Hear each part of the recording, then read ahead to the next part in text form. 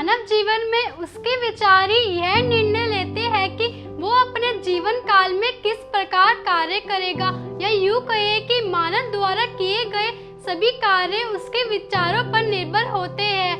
भारतीय संस्कृति में यह खूबसूरती रही है कि यहाँ पर शुद्ध विचारों पर बल दिया गया है।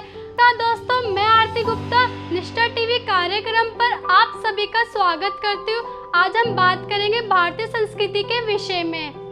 वेद, पुराण, उपनिषद, रामायण, गीता आदि वेदों और परवर्ती ग्रंथों में वसुधैव कुटुंबकम का शतनाद किया है। ऋषि मुनियों ने कहा है कि ऋषियों ने जहाँ जीव मात्र की मंगल कामना की है, वहीं सभी लोगों ने सुख और समृद्धि एवं परस्पर मैत्री की भावना का विस्तार चाहा है। यद्यपि भारतीय विभिन्न देवताओं के उपासक है, परंतु ऋग्वेद का मंत्र स्पष्ट कहता है, भारतीय संस्कृति में करुणा, परोपकार, सहिष्णुता, प्रेम, परस्पर समन्वय और आदर्श जीवन को सर्वोच्च प्राथमिकता दी गई है। आचार्य छात्रों को पढ़ाने के बाद दीक्षांत समारोह के अवसर पर स्पष्ट घोषणा करते हैं। आचार्य यह जानते हैं कि कभी भी उनका छात्र कोई ऐसा कार्य नहीं करेगा जो आचार्य और उनके गुरुकुल की परंपरा के अनुकूल ना हो। मर्यादा पालन और अपने आचारों की रक्षा करना संस्कार प्रदान है, और संस्कार जन्म से पहले ही प्रारंभ होकर मृत्यु के बाद भी सतत चलते रहते हैं। इसलिए लिखा है कि संस्कृति और संस्कार के कारण ही व्यक्ति अमृत को प्राप्त होता है। स्पष्ट लिखा है, संस्कृति और संस्कृत आचारों को ही परिपुष्ट करते हैं। पौरोहित्य क्रम के प्रधान आधार है। शास्त्राचार, कुलाचार, लोकाचार आचार्य मानते हैं। बिना आचार के कोई भी काम संभव नहीं होता।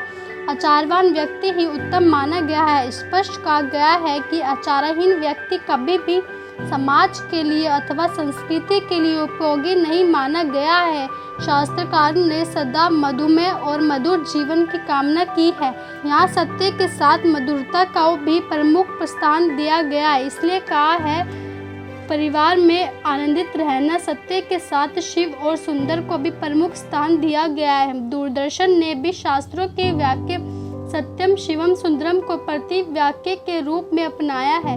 आचार्यों ने अपने जीवन के निचोड़ को सुभाषितों में समाहित कर दिया है, और इन्हीं सुभाषितों ने जीवन की प्रेरणा दी है। विद्वान जानते हैं कि कठिन स्थिति में और आनंद की स्थिति में भी यह सुभाषित जीवन दीप का काम करते हैं। आज अनेक राजकीय और व्यक्तिगत संस्थाओं ने शास्त्रों के सुभाषित को अपने प्रतीक चिन्ह मानकर अपना रखा है। डाक तार विभाग के अन्वेषण स्वयं को और बैंक, रेल, सेना आदि सभी विभागों ने विभिन्न सुभाषितों को अपना प्रतीक चिन्ह माना है। इन्हें सूक्तियों में आचार्यों ने गागर में सागर भर दिया है। मातृदेवो भव इत्यादि असंख्य वाक्य शास्त्रों में यत्र तत्र दिखाई देते हैं। ईश्वर की सत्ता सर्वोच्च स्वीकार की गई है। उपनिषदों में इस बात को बार बार प्रमाणित किया गया है।